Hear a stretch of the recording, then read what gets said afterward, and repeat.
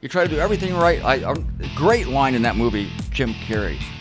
He comes in the living room with a gun. He tells his wife that they're going to become bank robbers. They're just going to become criminals. He said, "We tried to play by the rules and we got screwed." What are you doing with the squirt gun? We followed the rules and we got screwed. We were good people, honest people, and we got screwed. That's a great line. We tried to play by the rules and we got screwed. What a great movie line that is. And it's the story of our lives. There's something bigger going on here than what you're reading in the newspaper or what you're seeing on the news. Your affections on things above.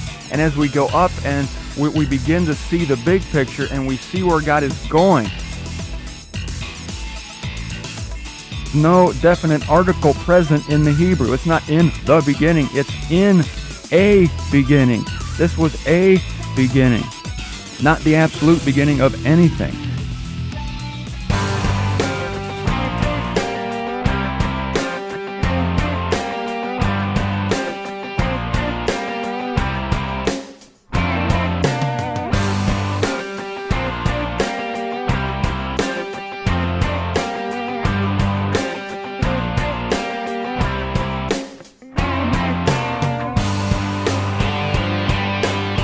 Hey everybody, this is Martin Zender, floating above the waters of turmoil and chaos into another world. No, it's not exactly a cruise. I wouldn't call it a cruise, more like a battleship, I guess. But the battle is not ours, it's God's. That's right, it's God's battle, but I'm telling you, I'm going to tell you what He's going to do for us today. I'm going to tell you what He's going to do for us today in order to give us peace in this chaotic world. He's going to cause us to set our affections on things above, not things that are on the earth. Colossians 3, starting with verse 1. If then you are roused together with Christ, be seeking that which is above, where Christ is, sitting at the right hand of God. Be disposed to that which is above, not to that on the earth.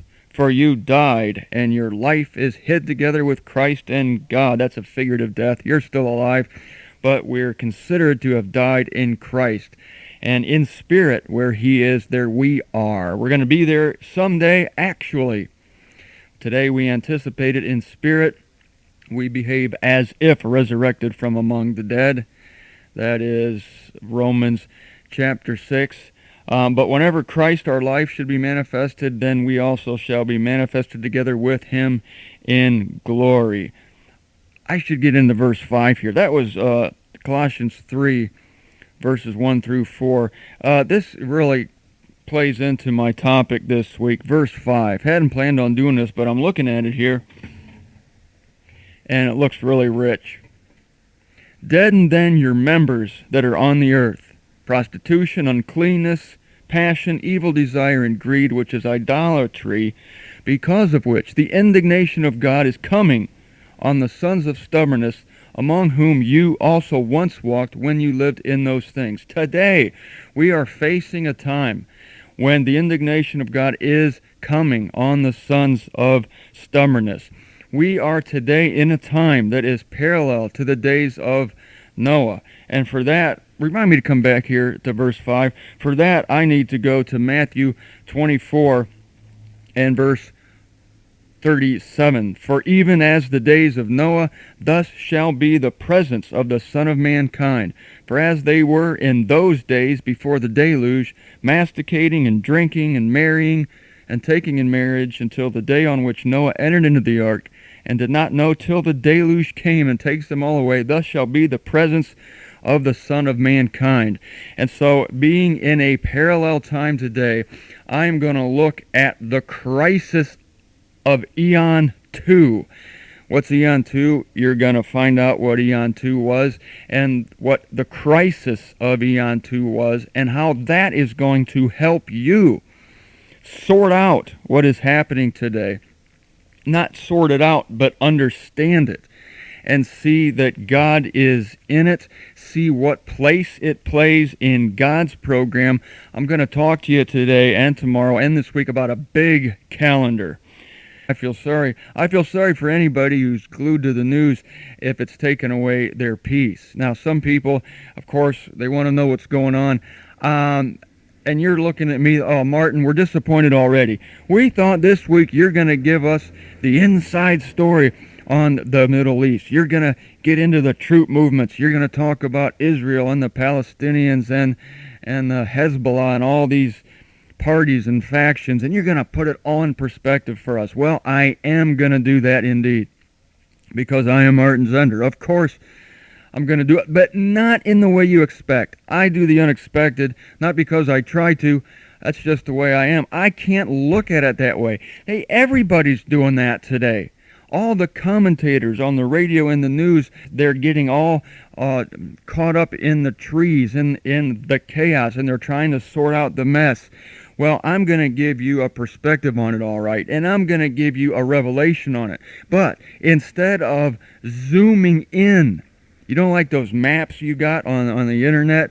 What's that one map site that you go to find directions to somebody's house? MapQuest. You can either zoom in and get the street names, and you can almost see the manhole covers on the streets and the trees and the leaves, or you can zoom out. I'm zooming out. But don't think that because I'm going to zoom out on this picture that you're going to lose sight of what's happening, because you're going to have greater sight into what's happening. It's too messy in the trees. There's so much chaos going on that we get lost in the detail. You know that famous saying, can't see the forest for the trees.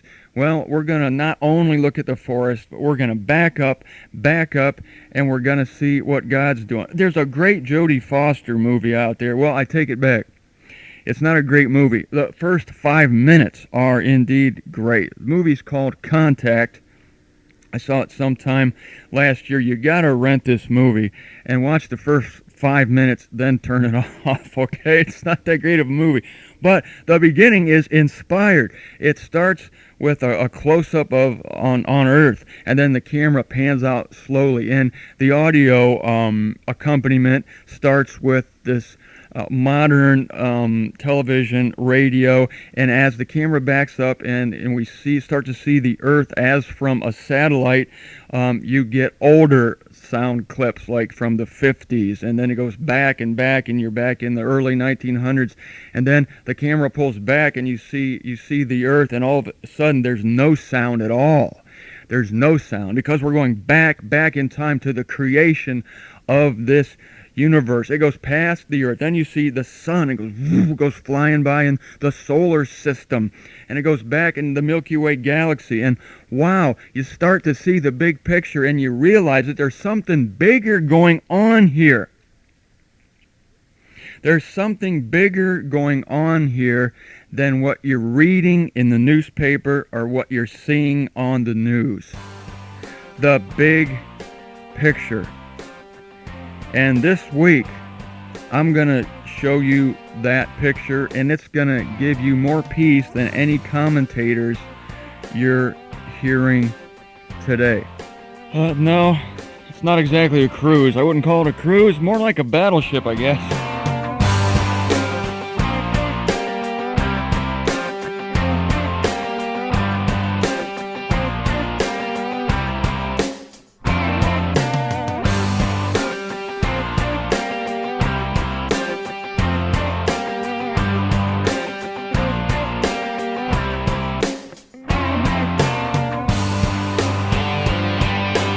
What are you telling? You're telling me that your calendar has 30 squares on it, or 31 squares? No wonder you're in turmoil today. My calendar has 5 squares. That's right, 5 squares. Yeah, because there are 5 eons. I'm looking at the big picture. This is God's calendar. God's calendar doesn't say haircut 2 o'clock. No, his says deluge. Day of indignation, new heavens, new earth. Oh, woo! It's big, really big. It's bigger than the Ed Sullivan Show. This is a really big show. Really big show. I like to see things the way God sees them. Now, I'm not saying he's not involved in the details. Involved is such a weak word. He is God of the details, but he's also God of the big picture. And based on the verse I read you yesterday, the verses I read you yesterday from Colossians chapter 3, we're encouraged by God to take the big picture, set our affections on things above. God isn't limited to that viewpoint. He is in the details. God is everywhere. He cannot be located. But he also is long-suffering and patient because he is looking toward the end of things. He's looking toward the consummation. He knows exactly where he's going, and he's plotting it on a huge calendar with only 5 squares. God is working out something called the purpose of the eons. And as you're going to see, as I'm going to point out to you, every eon closes with a crisis. And we are seeing birth pangs, crisis pangs in the Middle East today. And it's going to prepare us. It is preparing us for perfect government in the coming eon. Not everybody believes this. Probably not everybody even listening to me believes this, but in the days of these kings, Daniel said God was going to set up his kingdom, and it's going to be a kingdom of righteousness. It's going to be centered in Jerusalem, the very place where the chaos is taking place today. It's going to be a righteous government, but the prelude to perfect government is chaotic government.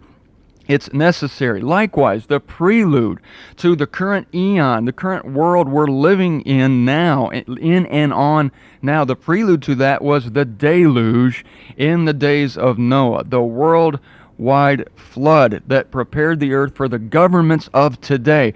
Did you know that before before the deluge, there were no governments, there were no countries? John Lennon sang about that in the song Imagine. Imagine there's no countries. I wonder if you can. Well, there was a time when there were no countries. There was paternal rule in the days of Adam. Oh, you're right. Some people don't even think that Noah's Ark happened. It sounds so like a kid's story, doesn't it? Noah's Ark. Sit down, children. We're going to tell you about Noah's Ark.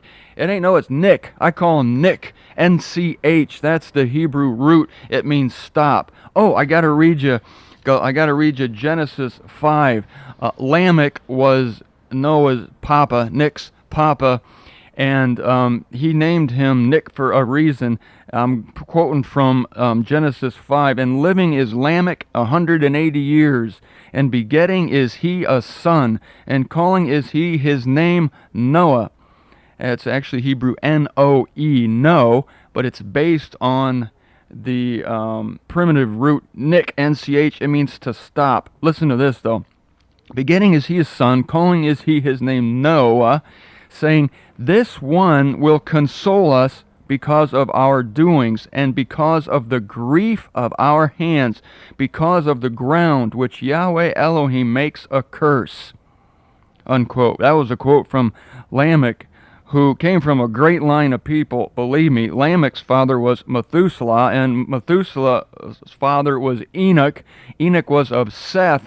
This was the good line from Adam. This was the line of Seth rather than the line of Cain. Seth was given to Adam and Eve to make up for Abel, who was slain by Cain. This is a line of subjection, people in subjection to God, and God was going to preserve Noah. But in Noah, something was going to stop. There was going to be a stopping of what was going on the earth at that time. And what was going on the earth at that time? Well, there was a lot of sin. Humanity was ruining the earth at that time. This is the end of Eon 2. I know I still haven't told you where the 5 eons are. I'm going to do that probably tomorrow. But we have a time here where iniquity is growing and infecting the earth, and we are in a parallel time today. And listen to this. God is planning for it to stop. It is going to stop. God is aware what is happening. But before any change takes place, God has to bring about a cleansing. He has to clean and disinfect things so that the stage is prepared for the next stage in God's operation. It's always this way.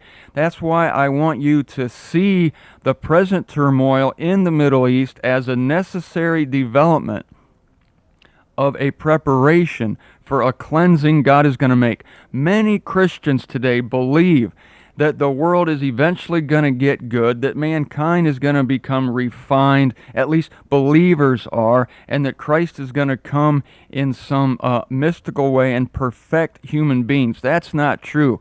We are indeed given faith, and we're given a measure of faith, and we are light in the world as much as we are able, yet even we are still imperfect.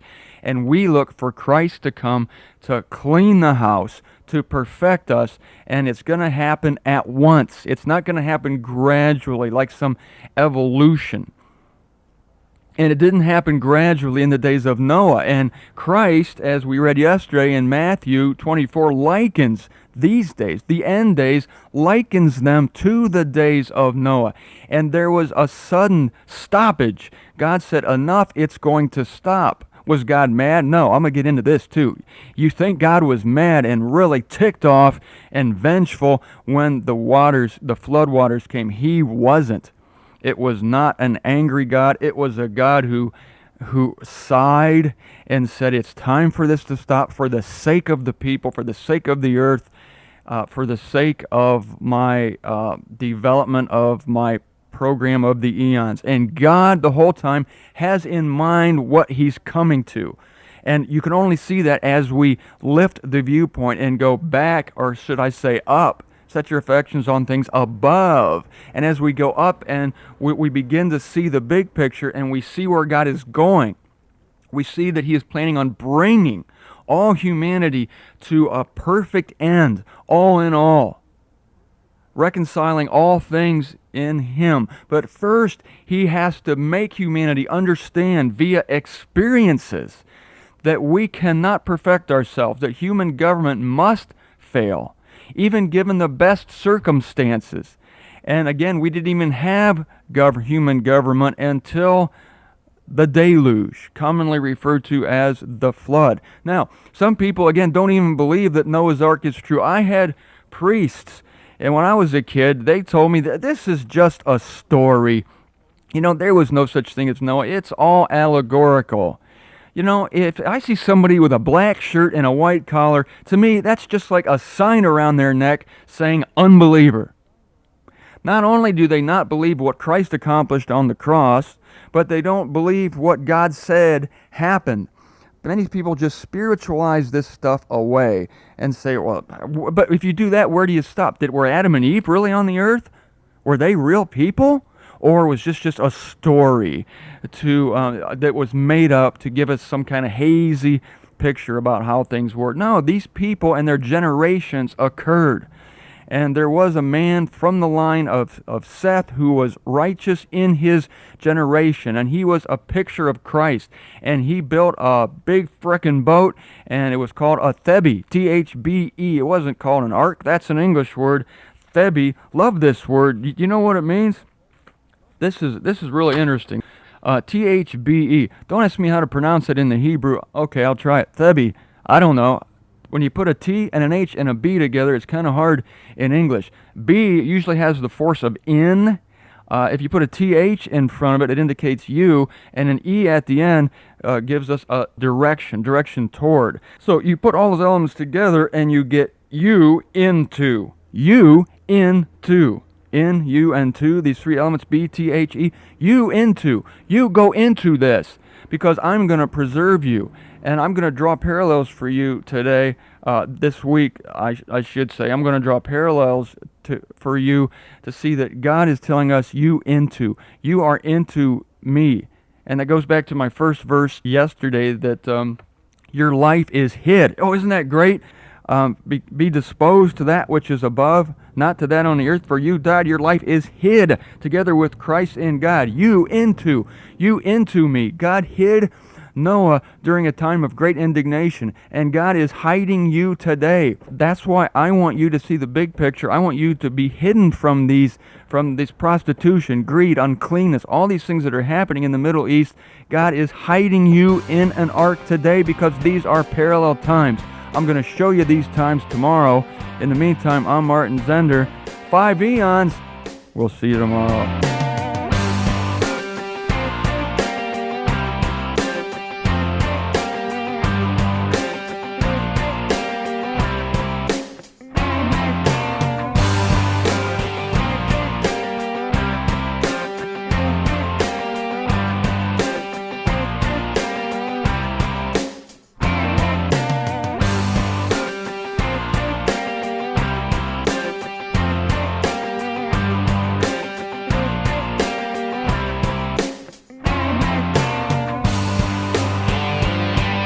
You want a picture of the times today? I'll bet you do. It's in 2 Peter chapter 2. Peter gives us all the bad news. I don't know why. That poor guy.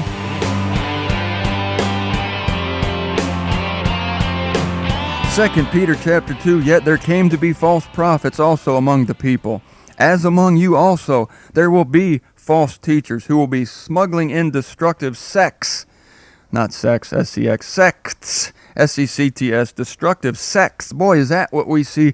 I suppose there's destructive sects as well. But is that what we see in the Middle East today?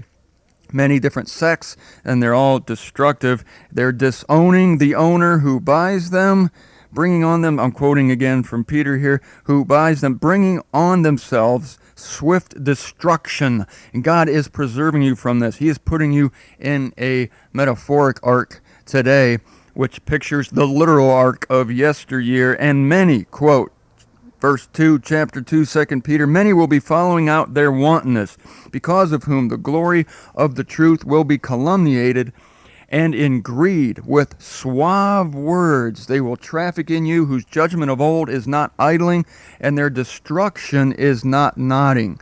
Verse 4, destruction is coming. Don't get nervous by that word. It's the Greek word apolie, right? It means from, whole, loosing. Three-part word, from, whole, loosing. It's a loosening. Destruction is a dissolution. It's not an eternal thing, but destruction is coming. For if God spares not sending messengers, but thrusting them into the gloomy caverns of Tartarus, gives them up to be kept for chastening, judging, and spares not the ancient world, but guards Noah, an eighth, a herald of righteousness, bringing a deluge on the world of the irreverent, and condemns the cities of Sodom and Gomorrah, reducing them to cinders by an overthrow, having placed them as an example for those about to be irreverent, and rescues the just man Lot, harried by the behavior of the dissolute in their wantonness. Wow. Are you harried today by the behavior and of the dissolute and the wanton? You're in good company. Lot was harried, Peter was harried, Paul was harried, Noah was certainly harried in his day, and God is going to stop all this, and he does not spare the ancient world. Now, that was a world then, an ancient world. I want you to keep that in mind. It's called the ancient world. The world before Noah went into that ark, before Nick went into the Thebi. Before old Nick went into the Thebi, it was called the ancient world. Okay, now I want to go to 2 Peter 3. In the last days, Peter said, 2 Peter 3:3, scoffers will be coming with scoffing, going according to their own desires and saying, where is the promise of his presence? People are doing that today. Where's God? Here's why they're doing it. For since the fathers, this is still the quote of the scoffers, for since the fathers were put to repose, all is continuing thus from the beginning of creation. Things have always been the way they are. We don't see God coming in with big judgments. People have been getting away with murder for years. Where's the promise of his presence? It's always been this way. Verse 5, they want to be oblivious of this. There's a fact that they're not quite acquainted with, that there were heavens of old and an earth cohering out of water and through water, by the word of God, through which the then world, being deluged by water, perished. Yet the heavens now and the earth by the same word are stored with fire, being kept for the day of the judging and destruction of irreverent men. Now, this is a then world, which the then world being deluged by water. This is not the flood of Noah. This is another destruction that came upon the earth before the days of Noah. Let me read to you Genesis chapter 1, verse 1, 2, and 3. Created by the Elohim were the heavens and the earth, yet the earth became a chaos and vacant, and darkness was on the surface of the submerged chaos. Do you know what the King James reads there? Created by God were the heavens and the earth was a chaos and vacant. It sounds like God created it a chaos and vacant, but that's not the right word, was. It's the same word here to describe Adam. God created Adam from the soil, and he became a living soul. Same exact word here. The earth became a chaos and vacant. And so there was a primitive earth, a more pristine earth, and that was disrupted somehow. It became a chaos and vacant. And then at the end of verse 2, yet the spirit of the Elohim is vibrating over the surface of the water, and saying as the Elohim become light. Starting here, we start to see the recreation of that earth. Now, Isaiah 45:18 says this, he is Elohim, former of the earth and its maker, and he established it. He did not create it a chaos. So how can the King James Version be right? God created the heavens and the earth was formless and void. It sounds like he created it that way, but he didn't. Isaiah 45:18 says he established it. He did not create it a chaos. It became a chaos and vacant. And that's what Peter is telling us about in 2 Peter 3, that the then world was somehow destroyed by water. It perished. This is not the flood of Noah. This was a more sweeping destruction even than the flood of Noah, believe it or not. What I'm telling you is that there's a reason Peter uses the term ancient world to describe Noah and his day, and the then world, which corresponds to a time before the days of Noah. There was a destruction of another earth before mankind even came to be on the earth, and we're reading about this in Genesis 1, 2, and 3. The earth became a chaos and vacant. Now we see God saying becoming light, and it is becoming light. We think this is the absolute beginning of everything. It's not. Genesis is called in beginning. It's not in the beginning. In fact, the King James starts Genesis in the beginning. God created the heavens and the earth. That's not right at all. There's no definite article present in the Hebrew. It's not in the beginning. It's in a beginning. This was a beginning, not the absolute beginning of anything. But there was a pristine earth at one time that was ruined. It was ruined by what is known as the disruption of the world. And this is a necessary thing. God is always destroying things in order to set the stage for making them better and to showing his power. This first earth was a demonstration of God's power, but it could not demonstrate his love, his grace, his mercy, all these moral qualities. And so it was disrupted. It was turned into a total ball of water. It was called the then world. It was a total water ball at that time. And darkness covered it, called the submerged chaos. And then God begins to make things happen. He brings an atmosphere and he separates the waters. There's waters above the atmosphere and below. He injects an atmosphere inside the water, and we have water above the atmosphere back in the days of Noah and water below. And then he causes the land to rise up, and we see a recreation of that earth. That was called a world. And Noah's day was called the ancient world. Now, there's an important verse I want to give you in Ephesians 2, verse 2. Ephesians 2, start with verse 1. And you, being dead to your offenses and sins, in which you once walked in accord with the eon of this world. The eon of this world. Stop right there. The eon of this world. An eon, as you know, if you've been listening to this show, is a period of time. It's the word ion in the Greek. World is cosmos in the Greek. A world is an orderly arrangement. It's the constitution of things, of human society. Every eon, every period of time has a corresponding world. There's a certain arrangement in every period of time. The eon describes the time, and the cosmos describes what's happening during that time. And we know that here from this verse, the eon of this world, we know that every world, every constituted thing has a corresponding period of time.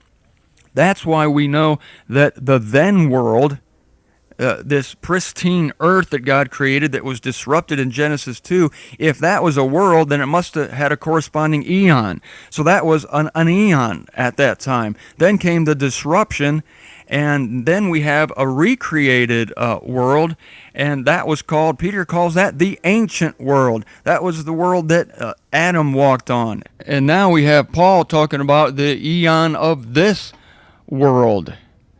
And so there was the then world that was destroyed by water. The ancient world also destroyed by water. There's the current world, and we know that there is the age to come, the eon to come, Jesus calls it, and that's the kingdom eon, and that we know there's going to be a new world, a new heavens and a new earth, and that's another eon. After that, we have a period of 5 eons that God has created in order to show his purpose. And the first 3 eons relative to this last 2 are evil eons. Each eon begins with a cataclysm of some kind.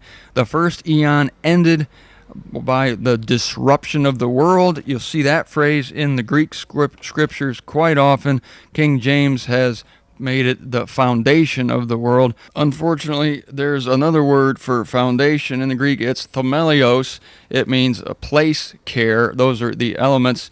And the word here for disruption is katabole, and it's downcasting. It's the total opposite of place care. And so the first eon was ended by a disruption of some kind that swamped the world in water, and God is recreating it in Genesis 1:3. It's a new world, and it's a new eon. That eon ends with the flood of Noah.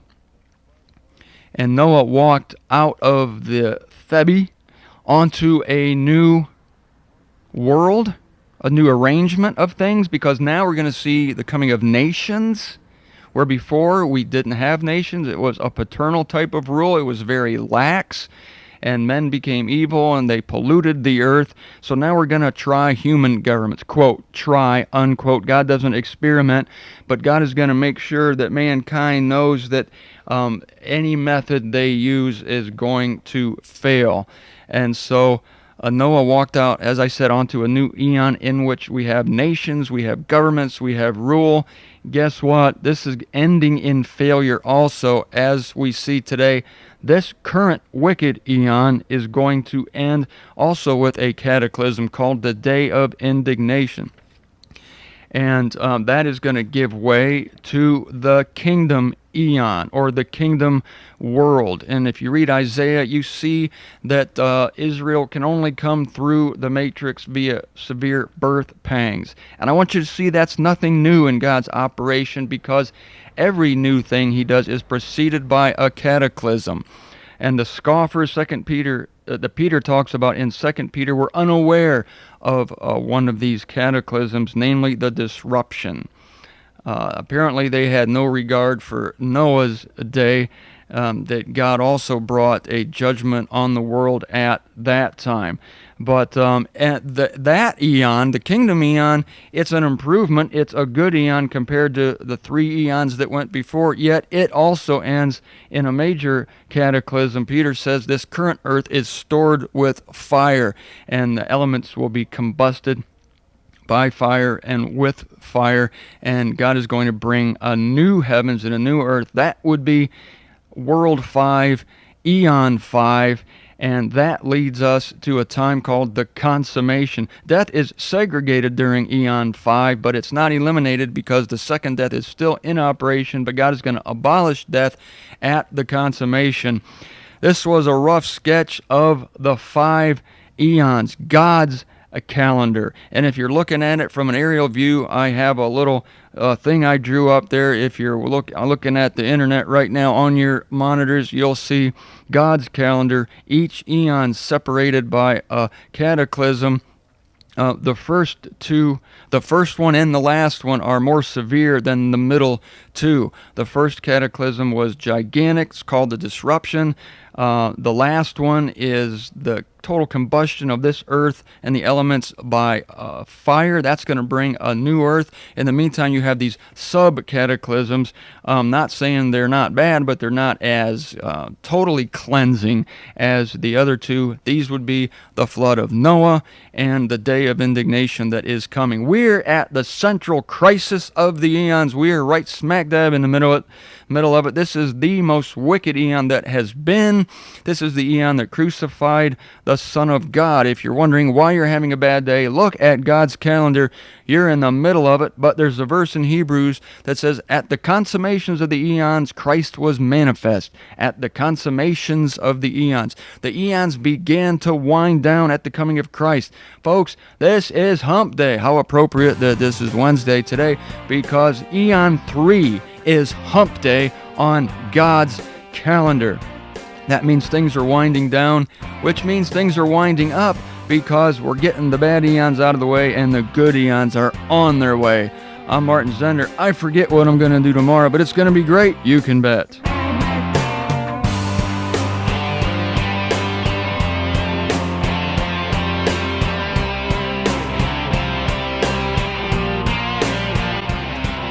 I made love with one person for 26 years. Until I was 50 years old, I had only had sex with one person, and that was my wife. I never had sex before my wife. I was a nerd. I was playing Pac-Man.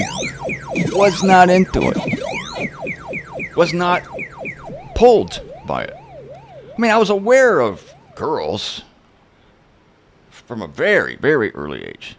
Yeah. Well, I was a kid in first grade who would, chase the girls, give them a kiss, kind of like Georgie Porgy. How's that go? Georgie Porgy, pudding and pie, kissed the girls and made them cry.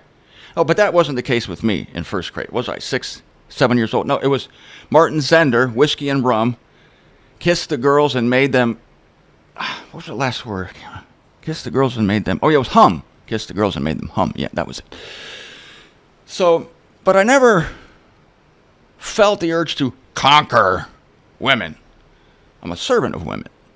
So, anyway, that I just wanted to get that out of the way. So, anyway, during the eon of my discontent and your discontent, I'm not so sure it's a case of we start sinning. Because, as I described before, smoking and drinking, looking at pornography is not sinning. What I think it is, I think it's that we just realized how the world really was. I didn't know it was an evil eon. But Galatians 1:4 has been in the scriptures for a long time. Paul talks about being extricated out of the current wicked eon. That verse has been in there a long time. It was in there while I was home watching Gilligan's Island, The Partridge Family, and The Brady Bunch. I didn't know it was a wicked eon. I thought it was an awesome eon. Then I found out it was a wicked eon by a series of betrayals. I found out how people really were. I found out that not everybody was raised like I was.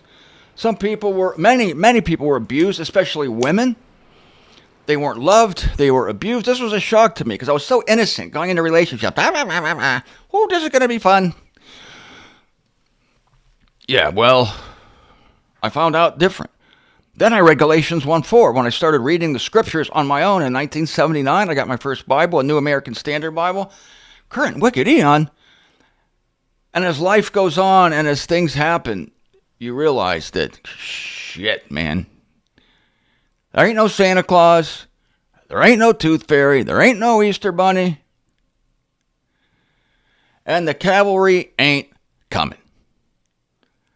All we have is God. That's a hell of a transition.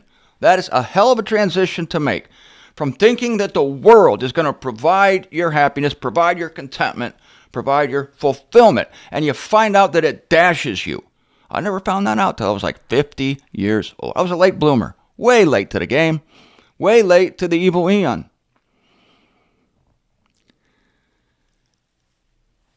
So that transition, though it's perilous, is absolutely necessary. And I think the transition begins with a break, and you realize that life is not going to fulfill me. Then you go to God. This is what God uses, should I say. God uses the breaking to bring you to himself. I don't know if it comes any other way. I really don't. I don't know if it comes any other way except through severe disappointment in life, being betrayed, being hurt, being devastated, disappointed constantly, your job, your marriage, your kids, whatever it is, your personal life, constantly not being able to do things you want to do. That's in the scripture too. I didn't know that was in there, Romans 7. The things I want to do, I don't do. The things I don't want to do, these things I do. That wasn't my life for 50 years. I did the things I wanted to do, and I didn't do the things I didn't want to do. So then things got real, man. Things got real for me. I was devastated, absolutely devastated. I mean, it didn't happen in one day. It happened over a series of 4 years. And that's in the era when I said, whoa, alcohol. Thank God for alcohol. There you go. There you go. God, then I realized the things that God provided in order to endure evil Eon. What? Yeah, now I know. Now I know. So now, look at me. Look at me now. I don't condemn anybody for whatever they do to get through the night. I'm not into sin. I don't like sin. I try not to sin. I'm not aware that I sin. I mean, as far as the list of sins in the Bible, either by Paul or in the Ten Commandments, I don't do any of that. I don't do any of that shit. Not to my knowledge, but like Paul says, I don't judge myself. I don't let other people judge me. But I'm not excused by this. Paul even said that. Paul said, I'm not aware of anything in myself, but that doesn't make me innocent. I leave it to God. God is the one who's going to deal with me. So I throw myself completely into the arms of God. And that's where we all are now. Everyone listening to me, we're there. And I know you have these happy Christians. I was once one of them. I once told them I was a Christian for 3 years, from like 1979 to 82. Yeah. I told my brother-in-law, he might have been my future brother-in-law at the time. I told him, he was going through something. He was depressed. And I said, Christians have no reason to be depressed. That's how innocent I was. Christians have no need to be depressed. What's the matter with you? Life is wonderful. Jesus is in your life. The Spirit of God is in your heart. Be happy. Huh? All right, now I know. Now I know that that's all crap. That had to be blown out of me, and it was. And I'm here to report to you today that I think the place where you land after this naivety gets blown up is a better place. It's a better place to struggle. It's a better place to realize that it's an evil Eon.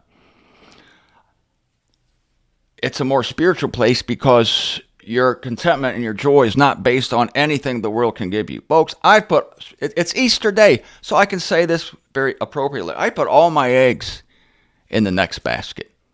And I recommend this for you. All of my eggs are in the next basket, the one in the celestial realm.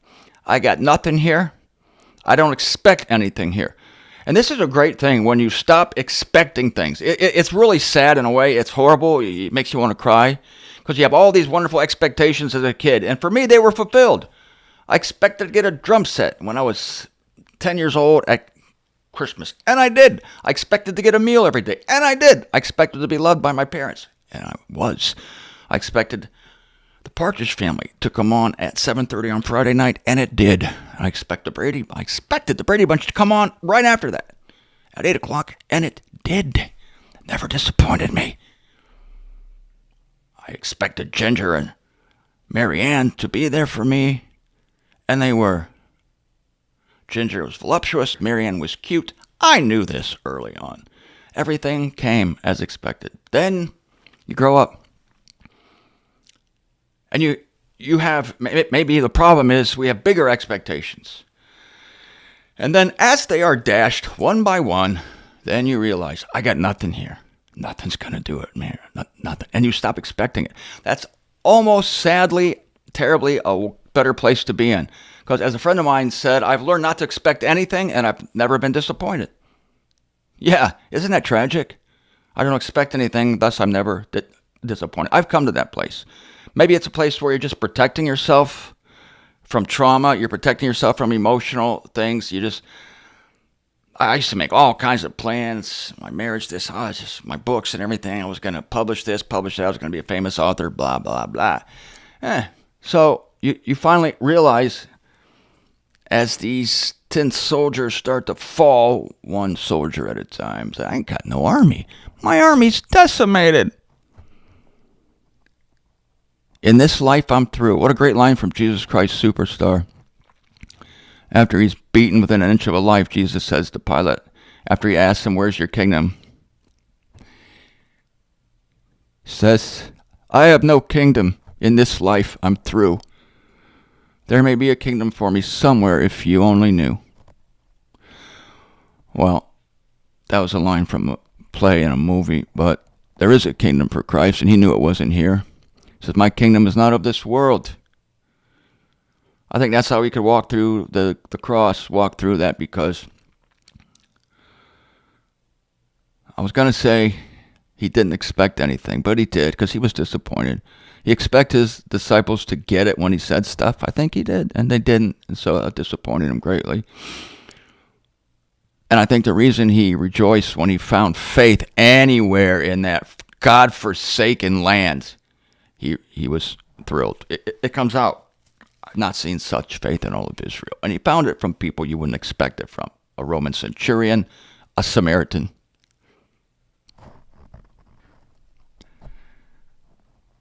Samaritan woman at the well, yeah. So, there ain't no Easter bunny. So, we're living not only in the wicked eon, but we're living at the end of it. Where Paul says in the last days, perilous periods will be present. I'll read that whole horrifying list. Well, we're in up to our necks. Some of us up to our eyebrows.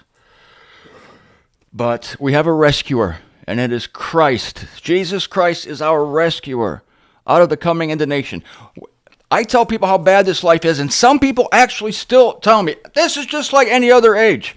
Just like any other age that's ever been. I say to those people, you look at the events of the unveiling of Jesus Christ. Look what happens when God's wrath comes upon the earth. That should give you a clue of how bad it is, because that's what it takes to erase it from the face of the earth, to erase the evil, the disappointments, the tragedies, the death, and to clear the table and make room for a new eon, for a new kingdom on this earth.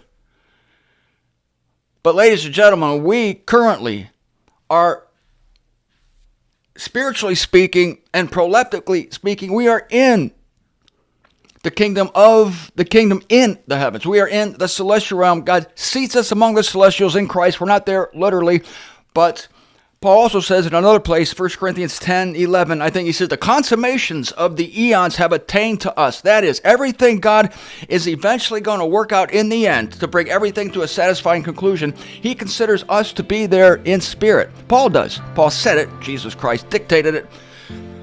The consummation of the eons have attained to us. Not the consummation of this wicked eon, but the eons of the eons. The fourth eon, the fifth eon, the kingdom eon, the new heavens and the new earth. They've attained to us. But you're not going to find it watching television. You're not going to find it drinking or smoking a cigarette or looking at porn or anything else. I'm not pretending that you are, that I am. I've just been talking to you about things God gave graciously for us to enjoy to help us get through. But it's all going away, and I thank God for it. I'm not hanging on to anything here. All going away. Good. Can't wait. Wish it would go away today. Wish it would go away in 2.5 minutes. It is gonna go away. But until that time, our disposition has to be not here. Our disposition, as Paul says in Colossians 3, be disposed to things above. Be disposed to things above, not those on the earth. For your life is hid with Christ in God. And when Christ, our life, is manifest, then you also shall be manifested with him in glory.